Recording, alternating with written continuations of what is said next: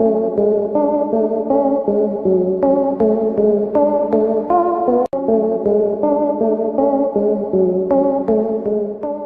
कश्यप की कहानी तो हमने आपको बहुत सुनाई, लेकिन आज हम आपको दुर्लभ कश्यप गैंग के उस बदमाश के बारे में बताने जा रहे हैं जिसने इतनी कम उम्र में ही पूरे उज्जैन में इतने आपराधिक वारदातों को अंजाम दिया कि उसे पकड़ने के लिए उज्जैन के 8 थानों की पुलिस दिन रात एक करती है, लेकिन पकड़ नहीं पाती है और उसके ऊपर सरकार 50,000 रुपए का इनाम भी रखती है।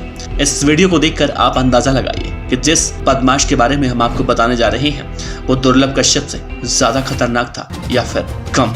हम जिस अपराधी की बात कर रहे हैं उसका नाम है हेमंत बाड़िया उर्फ बौखला बदमाश। कौन था हेमंत बाड़िया जो अपने आप को दुर्लभ कश्यप की गैंग का मेंबर बताता था? क्या दुर्लभ कश्यप इसकी बात मानता था या फिर बौखला दुर्लभ की बात मानता था? आज हम आपको बताएंगे कि इन दोनों में सबसे ज्यादा खतरनाक कौन था। हेमंत बाड़िया उर्फ बौखला बदमाश वैसे तो दुर्लभ कश्यप से बड़ा अपराधी था, लेकिन वो दुर्लभ के साथ ही रहकर अपराधों को अंजाम दिया करता था। यानी कि दोनों दोस्त थे और दोनों एक साथ ही कई संगीन अपराधों में एक साथ अंजाम दिया करते थे। बौखला इतना बड़ा बदमाश था कि उसके खिलाफ जिला बदर तक कर दिया गया था।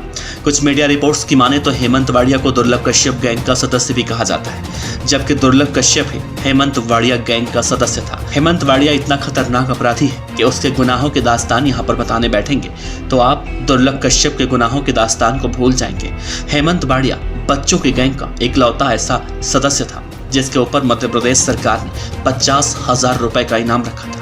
हेमंत बाड़िया उर्फ बौखला बदमाश के ऊपर करीब 50 से ज्यादा मामले दर्ज हैं। एक तरफ जहां उज्जैन के कई थानों की पुलिस हेमंत बाड़िया उर्फ बौखला बदमाश की तलाश कर रही थी और बौखला बदमाश लगातार पुलिस से आंख में चौली का खेल खेल रहा था, तभी अचानक 9 नवंबर 2017 को वो कोर्ट में अपने आप को सरेंडर कर देता है और फिर उसे वहां से उज्जैन की जिला जेल में शिफ्ट कर दिया जाता है।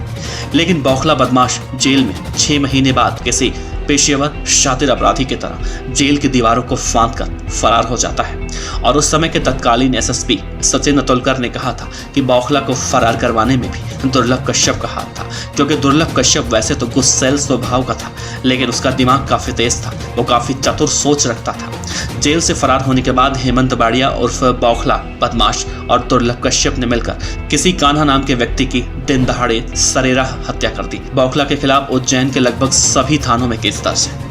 कान्हा हत्याकांड के बाद दुर्लभ कश्यप और हेमंत बाड़िया उज्जैन से फरार हो गए थे, लेकिन कहा जाता है कि पुलिस के हाथ बदमाशों से कहीं ज्यादा लंबे होते हैं। दुर्लभ कश्यप को सचिन अतुलकर की टीम ने उसके सभी गैंग के सदस्यों के साथ पकड़ लिया।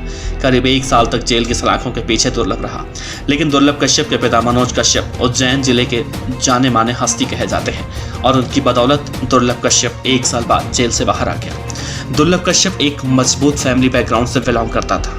उसकी माँ एक वाइस प्रिंसिपल थी और पिता एक बिजनेसमैन यानी कि एक रसूखदार आदमी। दुर्लभ कश्यप के पास पैसों की कोई कमी नहीं थी और इसी पैसों की वजह से उसने अपराध की दुनिया में कदम रख दिया। कहा जाता है दुर्लभ के माता पिता की आपस में नहीं बनती थी, जिसके बाद दुर्लभ कश्यप कभी माता तो कभी पिता के पास रहा करता था। पैसे उसे खर्चे के लिए हमेशा मिल जाया करते थे। दुर्लभ के बारे में एक बात और कही जाती है कि अगर वो चाहता तो 20 दिनों के अंदर जेल से बाहर आ जाता, लेकिन तत्कालीन एसपी सचिन अतुलकर ने जेल में दुर्लभ कश्यप से कहा था कि बाहर तेरे इतने दुश्मन हैं कि तुझे कोई ना कोई बाहर मार देगा। इसी डर से दुर्लभ कश्यप बाहर नहीं आया और जब आया तो वही हुआ। खैर, हम यहाँ पर दुर्लभ कश्यप और हेमंत बाड़िया उर्फ बौखला बदमाश की बात कर रहे थे। कान्हा हत्याकांड के बाद हेमंत बाड़िया उर्फ बौखला बदमाश फिर से पकड़ा गया और वो आज तक जेल में बंद है।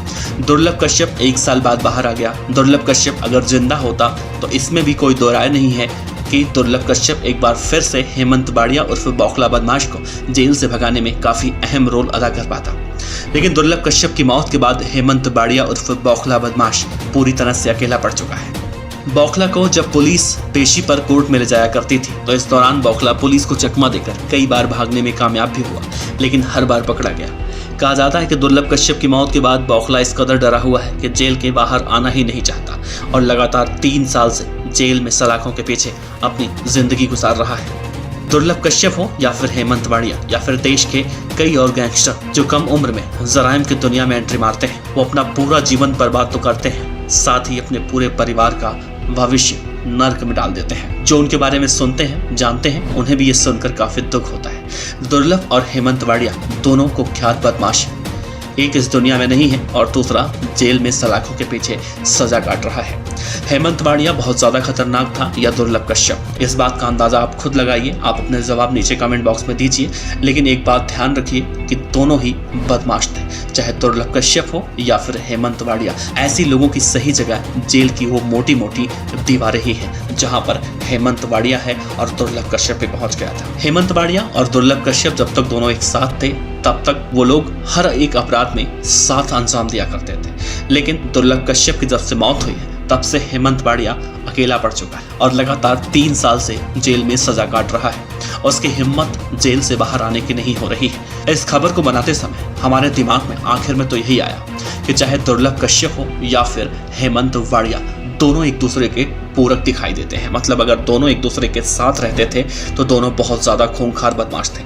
लेकिन एक की मौत के बाद दूसरा बिल्कुल अकेला पड़ चुका है और जेल में सजा काट रहा है, और होना भी यही चाहिए क्योंकि बदमाश की सही जगह तो यही हो। दोस्तों, इस वीडियो को लेकर आप अपने विचार जरूर रखिएगा। साथ ही हेमंत वाड़िया और दुर्लभ कश्यप में दोनों में ज्यादा खतरनाक कौन था ये जरूर बताइएगा।